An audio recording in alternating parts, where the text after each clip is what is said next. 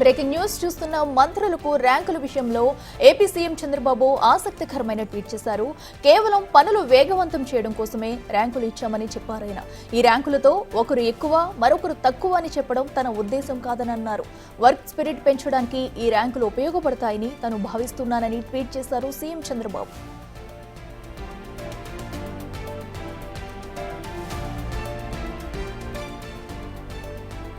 ఎంతో నమ్మకంతో 2024 ఎన్నికల్లో రాష్ట్ర ప్రజలు చారిత్రాత్మక తీర్పునిచ్చారని సీఎం అభిప్రాయం. వారి ఆశల్ని ఆకాంక్షల్ని నెరవేర్చడానికి అధికారంలోకి వచ్చిన తొలి గంట నుంచే పని మొదలు పెట్టామని తెలిపారు. పింఛన్ల పెంపు, ఉచిత గ్యాస్, అన్నా క్యాంటీన్లు వంటి సంక్షేమం అమలు చేస్తూనే మరోవైపు అభివృద్ధి, పెట్టుబడులపై దృష్టి పెట్టామన్నారు. ఇచ్చిన మాటకు కట్టుబడి ప్రతి హామీను అమలు చేయడానికి శక్తికి మించి కృషి చేస్తామని చెప్పారాయన.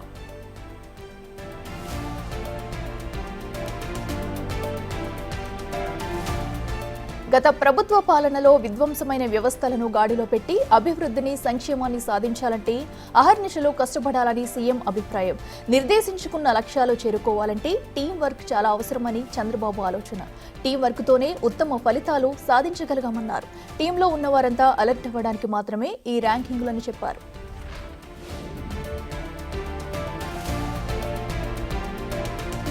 ఆ మాటకొస్తే ఫైల్స్ క్లియర్ చేసే విషయంలో తాను కూడా వెనుకబడ్డానని చెప్పుకొచ్చారు. ఇక్కడ ఎవరూ ఎక్కువ కాదు, ఎవరూ తక్కువ కాదని అన్నారు ఆయన.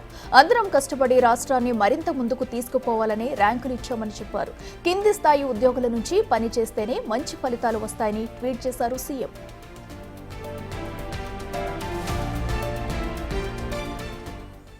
ఇదంశానికి సంబంధించి మరింత సమాచారం మా ప్రతినిధి శివ లైవ్ లో అందిస్తారు. శివ, చెప్పండి.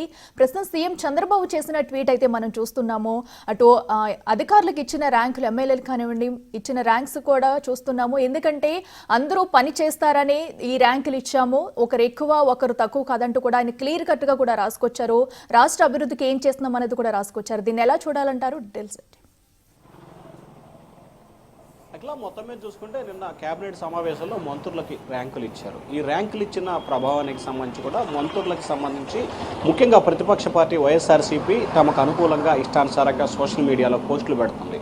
అలాగే జనసేనకి సంబంధించి కూడా పవన్ కళ్యాణ్ని చిన్న చూపు చూశారనే విస్తృతంగా ప్రచారం చేస్తున్న ప్రయత్నం కనిపించింది. ఈ నేపథ్యంలో దీనికి సంబంధించి కూడా ఈరోజు ఉదయం అంబటి రాంబాబు లోకేష్కి 8వ ర్యాంకు, పవన్ కళ్యాణ్కి 10వ ర్యాంకు రావడంతో అభినందనని ట్విట్టర్ వేదికగా పోస్టు పెట్టారు.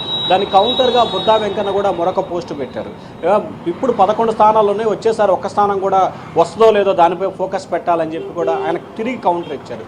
దీనికి సంబంధించి కూడా సోషల్ మీడియాలో జరుగుతున్న ప్రచారానికి సంబంధించి కూడా సీఎం చంద్రబాబు వివరణ ఇచ్చే ప్రయత్నం చేశారు.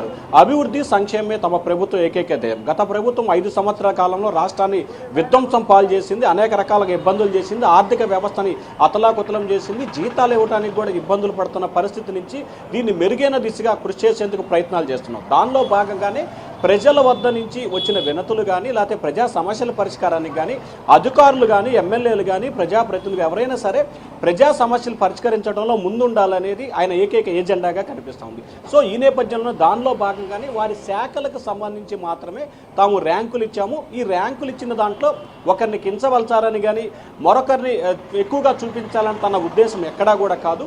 కేవలం వారి శాఖకు సంబంధించిన ఫైళ్ల క్లియరెన్స్, ఎందుకంటే ప్రతి శాఖకు సంబంధించి కూడా వందలాది ఫైల్స్ వస్తాయి. ఆ క్లియరెన్స్లో మంత్రులు ఇంకా మెరుగుపరుచుకోవాలి. ఆ లెక్కకు వస్తే తాను కూడా ఇంకా తన పనితీరును మెరుగుపరుచుకోవాల్సి ఉంది. తాను కూడా 6వ స్థానానికి వచ్చాను, సో ఇంకా నేను 1వ స్థానానికి రావాలంటే చాలా కష్టపడాల్సిన పరిస్థితి కనిపిస్తూ ఉంది. సో ఈ నేపథ్యంలో ఏ ఒక్కరిని ఇబ్బందులు పాలు చేయాలని కానీ, లేకపోతే ఏ ఒక్కరిని కిందపరచాలని కానీ, తగ్గించాలని తన ఉద్దేశం కాదు. కానీ ప్రజలకి సేవ చేసేందుకు ఇంకా వేగంగా పనిచేయాలి, ఇంకా బాధ్యతాయుతంగా వ్యవహరించాలి అనే ఉద్దేశంతో మాత్రమే తాను ఈ ర్యాంకులు కేటాయించాను. దీంట్లో రాజకీయ కోణాలు కానీ మరే రకమైన కారణాలు లేవు. ముఖ్యంగా ఆంధ్రప్రదేశ్ అభివృద్ధి ఏజెండాగా తమ కూటమి ప్రభుత్వం పనిచేస్తుంది. దానికి అనుగుణంగానే అధికారులు, ప్రజాప్రతినిధులు, మంత్రులు పనిచేయాలని చెప్పి చంద్రబాబు ట్విట్టర్ వేదిక ఒక సూచన అయితే చేశారు. అఖిల, అయితే శివ, మనం చూస్తున్నాం ఇప్పటికే ఒక రాష్ట్రాన్ని ఒక అభివృద్ధి పథంలో నడిపించాలనే దిశగా కూడా త్వరితగతిన పనులనేవి పూర్తి చేస్తున్నారు. అండ్ ఇప్పుడు ఈ ట్వీట్తో కూడా అటు మంత్రివర్గంలో జోష్ పెరిగి ఇంకా పనితీరు మెరుగుపరుచుకునే ఆలోచనలో మంత్రివర్గం ఉందనుకోవచ్చా? అంటే 100% ఎందుకంటే మంత్రివర్గానికి సంబంధించి కూడా వారి పనితీరు మార్చుకోవాలని చెప్పి గత 2 నెలల కాలంగా జరిగిన ప్రతి క్యాబినెట్లో కూడా సీఎం చంద్రబాబు సున్నితమైన సూచన సున్నితమైన హెచ్చరిక చేస్తూ ఉన్నారు. సో మనం నిన్న చూసుకుంటే చంద్రబాబుతో కలిపి 25 మంది మంత్రులు ఉంటే మంత్రి ఫరూక్ మొదటి స్థానంలో ఉంటే వాసంశెట్టి సుభాష్ చివరి స్థానంలో ఉన్నారు. అలాగే సీనియర్ మంత్రి గత ప్రభుత్వ హయాంలో కానీ రాజశేఖర ప్రభుత్వ హయాంలో కానీ మంత్రిగా పనిచేసిన పార్థసారథి 24వ స్థానంలో ఉన్నారు. అలాగే ఆర్థిక శాఖ మంత్రి పయ్యావుల కేశవ్ 23వ స్థానంలో ఉన్నారు. అలాగే చాలామంది సీనియర్ మంత్రులు ఉన్నారు. గతంలో అనేక సందర్భాల్లో మంత్రులుగా చేసిన వారు, అలాగే గతంలో కాంగ్రెస్ రాజశేఖర రెడ్డి ప్రభుత్వంలో మంత్రులుగా పనిచేసిన వాళ్ళు కూడా చాలా వెనకబడి ఉన్నారు. అంటే ఇక్కడ ప్రధానమైన కారణం ఏంటంటే ఆ శాఖల క్లియరెన్స్కి సంబంధించి కొంత వివరాలు సేకరించాల్సి ఉంటుంది, అధికారుల నుంచి సమాచారం రావాలి. ఎందుకంటే గత ప్రభుత్వం ఇష్టానుసారంగా వ్యవహరించి తప్పుల మీద తప్పులు చేసింది. సో మనం కూడా ఆ తప్పులు చేయకూడదనే ఉద్దేశంతో ప్రతి ఫైల్ని కూడా ఆ మంత్రి క్షుణ్ణంగా పరిశీలించాల్సిన పరిస్థితి కనిపిస్తుంది. సో ఈ నేపథ్యంలో జాప్యం పెరుగుతుంది. ముఖ్యమంత్రి నిన్న ఇచ్చిన ర్యాంకింగ్ని చాలా స్పోర్టివ్గా తీసుకున్నారు.